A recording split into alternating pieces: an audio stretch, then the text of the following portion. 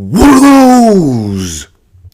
Okay, if you're not familiar with these shapes, that's okay. That's why we're doing these notes. I'm going to go over them. But one thing you should notice is that they're not like your standard parallelograms. As you can see, going by the top of your notes, what kind of parallelograms are they? They are, yes, they're special parallelograms. Now, even though these might be special parallelograms, they still have the same properties of a regular parallelogram. They just differ in one way, and I'm going to go over each of them. All right, this first one here, this first special parallelogram, what is it called? What's the name of this special parallelogram? What shape is this? Yes, it's a rectangle, rectangle. Okay, now, we all graduated middle school, I think, okay? So, what do we know about a rectangle? The opposite sides are, they're equal and parallel. Yes. Not only that, but let's look on the inside of these little bad boys here. What are these called here? What are these right here? Angles. Yep, these are angles. Now, this shape has four, what? What type of angle? Here, I'll give you a hint. What does this mean? Yes, all the angles in a rectangle are 90 degrees. They all measure 90 degrees. Yes. Okay, next thing.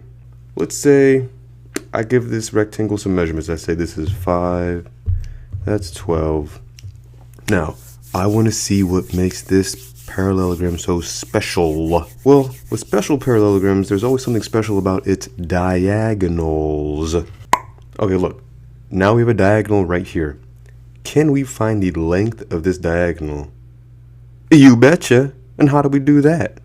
What shape do we have here? What have we formed right here? You guys should know what this shape is. You've worked with it many times.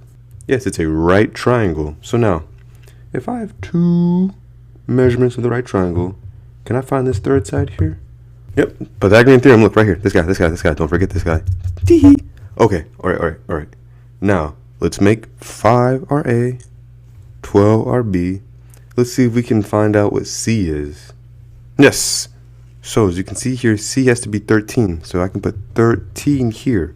And you're probably wondering why. Okay, so what's so special about this? Well, okay. Watch this. I'm gonna draw another diagonal. Yep, there it is. Okay, so we already proved that this diagonal is 13. What would this one be? If I know that this is 5, opposite sides are congruent, this must be 5 too. Wouldn't I do the same thing to find out how long this diagonal is? And if I do that, what would the length be? Yep, you're correct. It would be the same exact thing, 13. So we can say that in a rectangle, the diagonals are congruent. That's what makes a rectangle a special parallelogram. Equal diagonals. Boy! Right now, new shape here. What shape is this? What's the name of this shape? Correct, this is a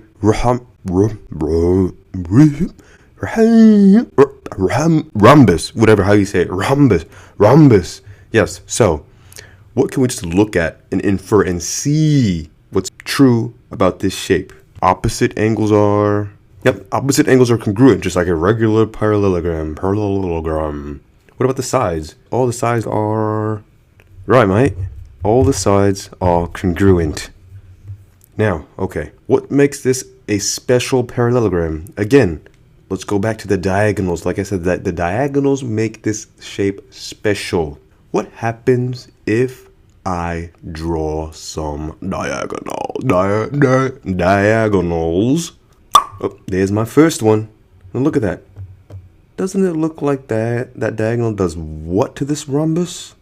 It does what? Yeah, the diagonal cuts the rhombus in half. As you can see, it creates two equal triangles. Now, what if I draw that second one? You see this? Isn't this also cutting it in half? But now look, okay. This cuts the rhombus in half. This cuts the rhombus in half. What do you think the diagonals are doing to the angles at the same time? Oh, yes, bisecting, cut it in half. Oh, yes. So the rhombus is being cut in half, and the angles are being cut in half. One more thing these diagonals do. Now, look in the middle here. Watch what I'm going to do. You agree with me that I can do this, right? What does that mean? Yes, 90 degrees. These two diagonals, when they intersect in the middle of a rhombus, they make a 90-degree angle. What kind of lines make 90-degree angles? Perpendicular, yes. Perpendicular lines make 90-degree angles, yes. So in the diagonals, they cut the rhombus in half, they cut the angles in half, and they create 90-degree angles in the middle. They are perpendicular lines. Now here's the last shape. Everyone knows what this is. Yes, this is a square. Square. Yes, a square. Now, we all know what about a square. All four sides are equal. What about the angles? All four angles are equal. They're all how many degrees? Okay, now, the reason why this is the most special one and I saved it for last is because it's a square. Just by what I'm showing here, everything's equal. Everything's always equal in a square. The sides, the angles. Now, last but not least, what haven't I drawn? What do you think is the last thing that's equal about a square?